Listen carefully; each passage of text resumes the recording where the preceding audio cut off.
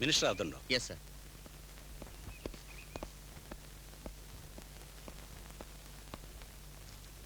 ഇരിക്കൂ. താങ്ക്സ്. എന്തായി, വിവരം വല്ലതും കിട്ടിയോ? പോലീസ് അവന്റെ പിന്നാലെ തന്നെയുണ്ട്. രക്ഷപ്പെടാൻ വഴിയൊന്നുമില്ല. ഇതിന്റെ ഇമ്പോർട്ടൻസ് ഞാൻ പറഞ്ഞു തരേണ്ട കാര്യമൊന്നുമില്ലല്ലോ. പ്രസിഡന്റ് ദയാഹർജി തള്ളി ഒരു പ്രതി ചാടിപ്പോവുകയെന്ന് പറഞ്ഞാൽ കേന്ദ്രത്തിൽ നിന്ന് വരെ ചോദ്യം ഉണ്ടാകും. ഈ സ്ട്രഗിളിൽ അയാൾ രക്ഷപ്പെട്ടാലും കൊല്ലപ്പെട്ടാലും പ്രതിപക്ഷം വെറുതെ ഇരിക്കില്ല. പ്രതി ഒരു രാഷ്ട്രീയ തടവുകാരനാണെന്ന് ഓർമ്മയിരിക്കട്ടെ. അമ്മയും കുട്ടിയും കാണണമെന്നായിരുന്നു അവന്റെ അന്ത്യാഭിലാഷം. അത് കോടതി അനുവദിച്ചതാണ്. അതിനുവേണ്ടി കൊണ്ടുപോകുമ്പോഴാണ് അവൻ രക്ഷപ്പെട്ടത്. ഈ കാര്യത്തിൽ ജയിൽ ഐജിക്ക് ഒരു റെസ്പോൺസിബിലിറ്റിയും ഉണ്ടാവില്ല. അവർ പ്രതിയെ ഹാൻഡ് ഓവർ ചെയ്തതാണ്. നിങ്ങളുടെ കസ്റ്റഡിയിൽ നിന്നാണ് അവൻ രക്ഷപ്പെട്ടത്. ഇനി ഇത് നിങ്ങളുടെ ഉത്തരവാദിത്വമാണ്. എന്ത് കോൺസിക്വൻസസ് ഉണ്ടായാലും അത് സ്വയം ഏറ്റെടുത്തോളണം. സാർ. നിൽക്കൂ. വെളിയിലുള്ള പത്രക്കാരോട് വീരവാദങ്ങളൊന്നും വേണ്ട. സാർ. ആകാശങ്ങളിലിരിക്കുന്ന ഞങ്ങളുടെ ബാവ, അങ്ങയുടെ തിരുനാമം പൂജിതമാകണമേ. അങ്ങയുടെ രാജ്യം വരണമേ. അങ്ങയുടെ തിരുമനസ് സ്വർഗ്ഗത്തിലെ പോലെ ഭൂമിയിലുമാകണമേ. അന്നു വേണ്ട ആഹാരം എന്നും ഞങ്ങൾക്ക് നൽകണമേ. ഞങ്ങളുടെ കടക്കാരോട് ഞങ്ങൾ ക്ഷമിക്കുന്ന പോലെ ഞങ്ങളുടെ കടങ്ങൾ ഞങ്ങളോട് ക്ഷമിക്കണമേ. പ്രലോഭനങ്ങളിൽ ഞങ്ങളെ ഉൾപ്പെടുത്തരുതേ. തിന്മകളിൽ നിന്ന് ഞങ്ങളെ രക്ഷിക്കണമേ.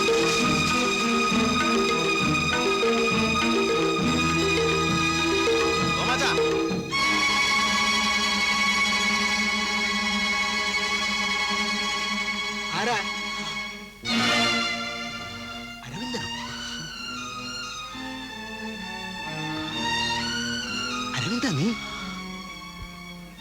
പോലീസ് എല്ലാം ഞാൻ പറയാം. എനിക്ക് കുടിക്കാൻ കുറച്ച് വെള്ളം വേണം.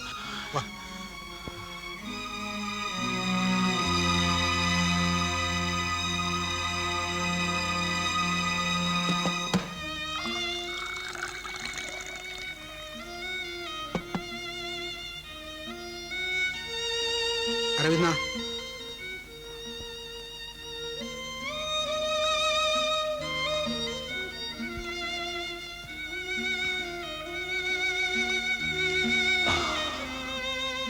പോലീസ് എന്റെ പിന്നാലെ തന്നെ ഉണ്ട്. എന്നെ രക്ഷിക്കണം. എനിക്ക് അഭയം തരണം. അത് ഞാനിപ്പോ പ്രസ്ഥാനത്തിലില്ല, ഒരു രാഷ്ട്രീയത്തിലുമില്ല. അങ്ങനെ പറയരുത്. എനിക്കിനി ഓടാൻ വയ്യ. എവിടെയെങ്കിലും ഒന്ന് കിടക്കണം. അരവിന്ദ, ഞാൻ നിന്റെ കാല് പിടിക്കാം. എന്നെ കുഴപ്പത്തിലാക്കരുത്. പോലീസ് ഇവിടെയും വരും. നീയും രക്ഷപ്പെടില്ല. ഇതാ അങ്ങോട്ട് പോയാ കാടാ. രക്ഷപ്പെടാം. എനിക്ക് വയ്യ. പോലീസിന്റെ കൈ കിട്ടിയ ഞാൻ തൂക്കുമരം വരെ എത്തുകയില്ല. അവരെന്നെ കൊന്ന കാട്ടിലെറിയും. അരവിന്ദ, ഞാൻ പറയാനുള്ളത് പറഞ്ഞു. നീ പോകുന്നോ അതോ ഞാൻ പോലീസിന് ഫോൺ ചെയ്യണോ?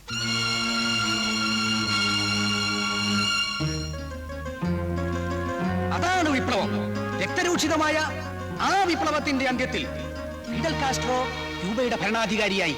എന്നാൽ അധികാരത്തിന്റെ അപ്പക്കഷ്ണം നുണയാൻ നിൽക്കാതെ ചെഗുവരെ തന്റെ തോക്കുമെടുത്ത് മോചനമില്ലാതെ കിടന്ന മറ്റ് ലാറ്റിൻ അമേരിക്കൻ കാടുകളിലേക്ക് നീങ്ങി.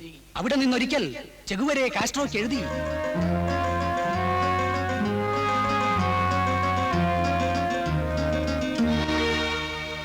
കുഞ്ഞെ, മാനം മര്യാദയ്ക്കും ദൈവഭയത്തിനും ജീവിക്കുന്ന ഒരു വീടാണിത്. എന്റെ മോനെ കൊലയ്ക്ക് കൊടുക്കരുത്.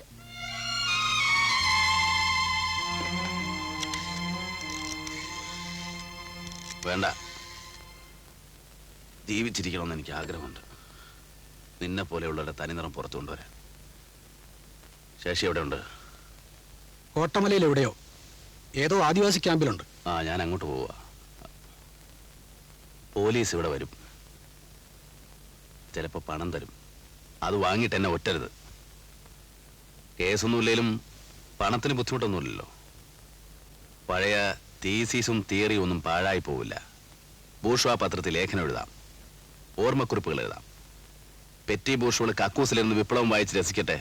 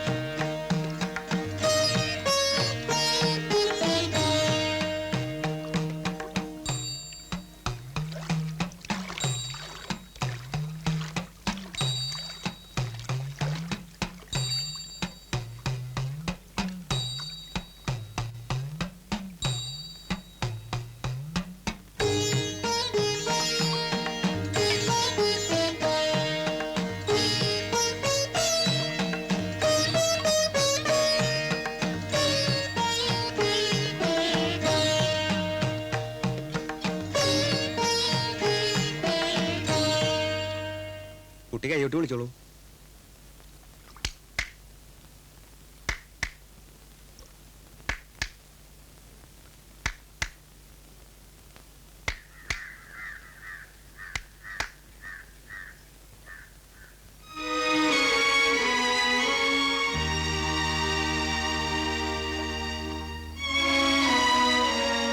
വരില്ല, എന്തോ എങ്ങോ പിഴച്ചിട്ടുണ്ട്. ഇപ്പോഴല്ല, അന്നേ. സാവിത്രിക്കുട്ടി, തൊഴുതെല്ലാം കഴിഞ്ഞ് അമ്മയും കൂട്ടി വീട്ടിലേക്ക് വെക്കുള്ളൂ. എനിക്ക് അത്യാവശ്യമായി 4-5 പേരെ കാണാനുണ്ട്.